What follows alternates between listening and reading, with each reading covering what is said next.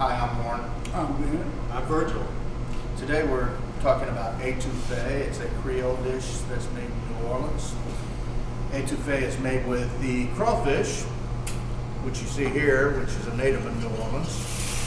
And this part here is the tail, which is the edible section. Once we pull the tail off, we end up with a piece of meat like this out of the tail. And what I'm doing here is what we call a white roux.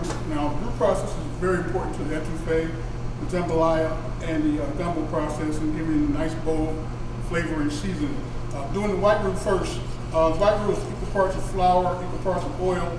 Takes you about anywhere between 10 to 15 minutes or so to give yourself a nice blonde roux. But wait, we're not done yet. We're going to move up to the next level, which would be a double mixing here a little bit, but it's okay to the magic of television.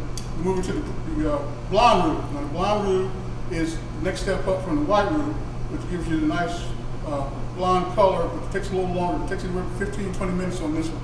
And the next blonde roux is the next roux to use if you're not going to have to go a hearty flavor, but you just want some flavor other than the white roux. Okay. Now from the blonde roux, we're going to go into the final stage of the etouffee, which will be the dark brown roux. This is where you get all your seasoning and your flavoring for your etouffee, your gumbo, and your jambalaya. This is where all the flavoring is. Now, even though it takes anywhere between 20 minutes up to 45 minutes or so, you want to rush on this one because it's too hot, you can end up burning it, and then you have to end up going through it all over again. So take your time, 20 to 45 minutes, you'll get there. I promise me you'll get there.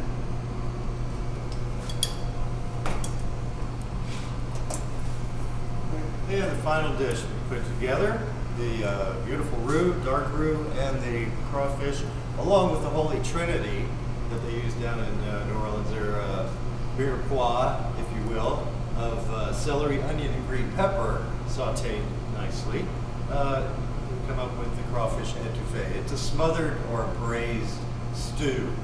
It also, if you cannot find crawfish, it will work very well with shrimp, which are widely available.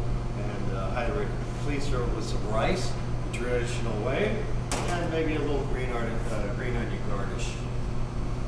And thank you for joining us for a Taste of New Orleans. Thanks for coming out. Next time we'll see you in your neighborhood. And also, bon appetit. Bon appetit.